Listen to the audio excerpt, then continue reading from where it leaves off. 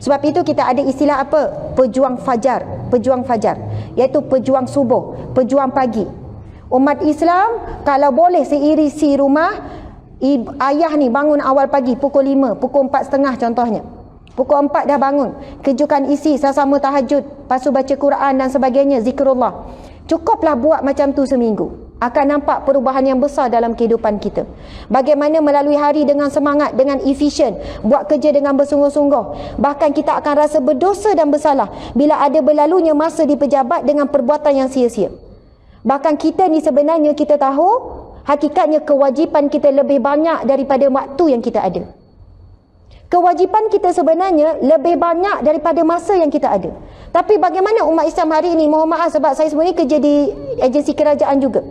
Bagaimana boleh melonggok, boleh borak-borak, boleh layan telefon, boleh layan laptop, boleh pula mengumpat, boleh siap masak-masak pula kat pejabat, boleh siap pergi makan dalam tempoh yang lama, boleh siap pergi mengetek. Wallahualam, kita tidak tahu bagaimana keadaan. InsyaAllah di tesis ni pun sama, mempunyai disiplin yang kuat. Sebab apa? Bila kita sebut raditu billahi rabba, aku redha Allah sebagai Tuhanku, pentadbirku, dan kita sebut wabil islami dina, dan Islam sebagai cara hidupku, dan Islam sebagai cara kerjaku. Sebab orang Islam, subhanallah, sepatutnya adalah umat yang terbaik sebagaimana Allah sebut, kuntum khaira ummatin ukhrijat linnas. Kalian, kamu adalah umat yang terbaik yang dikeluarkan di kalangan manusia. Ta'muruna bil ma'ruf wa tanhauna 'anil munkar wa tu'minuna billah. 3 syarat. Kamu menyuruh kebaikan, kamu mencegah kemungkaran, dan kamu beriman kepada Allah Subhanahu wa taala. Sejauh mana ketika kita kerja, kita merasakan Allah ya basir, maha melihat kerja kita. Ataupun kita masih lagi berada di takut, pekerjaan kita adalah untuk dipersembah, untuk dipertonton, untuk diperlihatkan, dibuktikan kepada bos semata-mata. Kalau kita masih lagi di pengingkat itu, akhirnya kita akan ditempelak oleh Allah Subhanahu wa taala. Nauzubillah. Apa maksud ditempelak? Maksudnya Allah akan dimasyar kelak. Wallahu alam bagaimana bentuk Allah menempelak hamba-hambanya, tetapi dalam Al-Quran Allah sebut di masyar kelak, ada di kalangan hamba-hambanya, Allah berfirman kepada hamba-hambanya, carilah manusia yang ketika kamu hidup dahulu kamu melakukan sesuatu kerananya. Adakah mereka boleh memberikan kamu sesuatu daripada bahagian pahala, daripada bahagian manfaat dan sebagainya.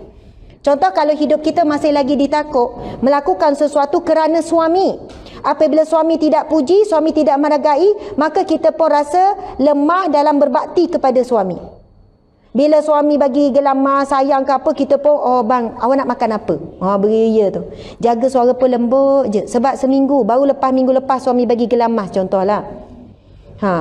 Tapi berapa lama bertahan tu?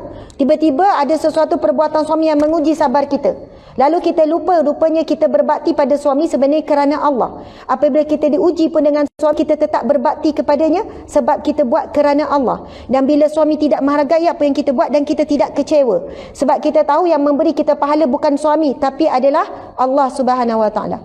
Sebab nescaya di sana ada ramai lagi pekerja termasuk saya sendiri pun. Kadang-kadang kita buat kerja sebab apa? Nak tunjuk prestasi kerja kepada bos. Nak tunjuk apa yang kita buat pada bos. Dan kadang-kadang na'udzubillah berlaku an-namimah pula di pejabat, pengandu domba, nak bagi tahu dia buat kerja, orang lain tak buat kerja. Sedangkan orang yang sibuk tentang perihal kerja dia tak sempat mencari aib orang lain, tak sempat. Tak sempat nak fikir, tak sempat nak tengok, dan dia buat kerja dia dengan terbaik. Sebab itu orang yang ada sifat ihsan, iaitu yang disebut dalam hadis Nabi kan, ihsan itu apa? An ta'budallaha ka'annaka tarahu fa illam takun tarah fa innallaha yarah. Sadaqah Rasulullah sallallahu alaihi wasallam. Maksudnya apa? Ihsan itu adalah kamu memperhambakan diri, beribadah kepada Allah umpama kamu melihat Allah, dan jika kamu tidak mampu dan memang kamu tidak mampu, kamu merasakan Allah melihat kamu dan Allah melihat kamu. Begitulah. Jadi bayangkan ya, kita buat kerja dan kita tanam dalam hati kita, ya Allah, aku nak siapkan tugaskan ini untuk dipersembahkan kepadamu ya Allah. Bayangkan ya, kita rasa seronok buat kerja tu, tuan-tuan puan-puan sekalian. Kita punya seronok tu sebab kita tahu bos kita tak tahu pengorbanan kita, susah payah kita. Bos kita tak tahu apa yang kita lalui untuk menghasilkan kertas kerja ni. Bos kita tak tahu. Tapi Allah tahu, Allah ya basir maha melihat, Allah ya syahid maha menyaksikan, Allah ya hasib yang maha menghisap. Dan hisap Allah sangat halus. Dan Allah ya syakur yang maha menghargai, Allah akan menghargai setiap apa yang kita lakukan. Bos kita mungkin bila kita dah siap, padahal tak tidur malam ni. Kita pun, ustaz, doktor dah siap ya, kita kerja ni ya, doktor boleh tengok kalau ada tak betul. Bos kita mungkinlah, manusia ada kudrat yang sangat terbatas. Tak apa, letak situ, nanti saya tengoklah.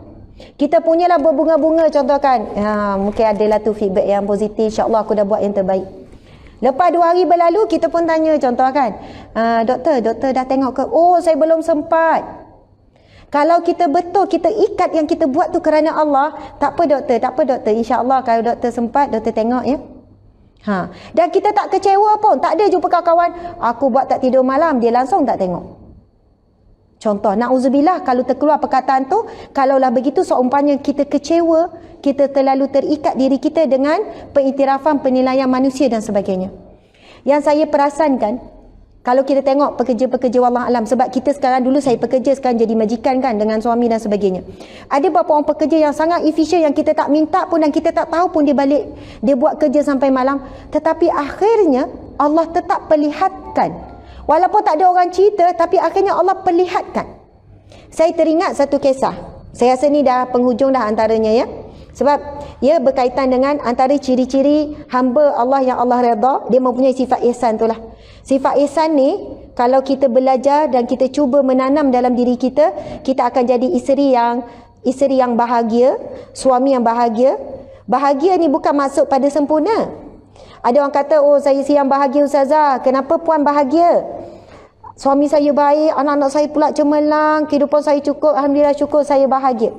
Saya kata puan, bahagia yang sebenar itu apabila kita ini menjadi hamba Allah yang kita redha dengan ketetapan Allah, lalu kita akan dapat redha Allah. Itulah erti bahagia yang sebenar. Sebab itu nak jadi orang bahagia bukan semestinya dapat suami yang sempurna, suami yang baik, suami penyayang, suami caring, tak. Kadang-kadang bahagia tu boleh datang dengan apa? Diuji dengan suami yang panas baran, suami yang mulut maki hamun, tetapi dia dapat bahagia itu direct dengan Allah. Contohnya, bila setiap kali dia rasa sedih dengan suami, lalu dia kata, ya Allah, aku tetap menjadi isteri yang baik, tetap tidak balas kejahatan suamiku. Aku tetap menyelesaikan kerana aku mentaati dan menghormatinya kerana-Mu ya Allah. Aku redha ujian-Mu melalui suamiku. Aku redha ujian-Mu melalui anak-anakku. Orang lain anak-anak dapat straight A, tiba-tiba anak kita dapat straight B, straight C. Bila lah kau nak dapat A? Lalu kita pun kata, ya Allah bang, yelah Allah uji anak kita, IQ dia tak tinggi macam anak orang lain. Tapi bang, tengok anak kita tak pernah menjawab dengan kita. Tengok anak kita, solat dia okey bang. Ini orang sentiasa redha, sentiasa melihat nikmat di sebalik ujian. Subhanallah, Allahu Akbar.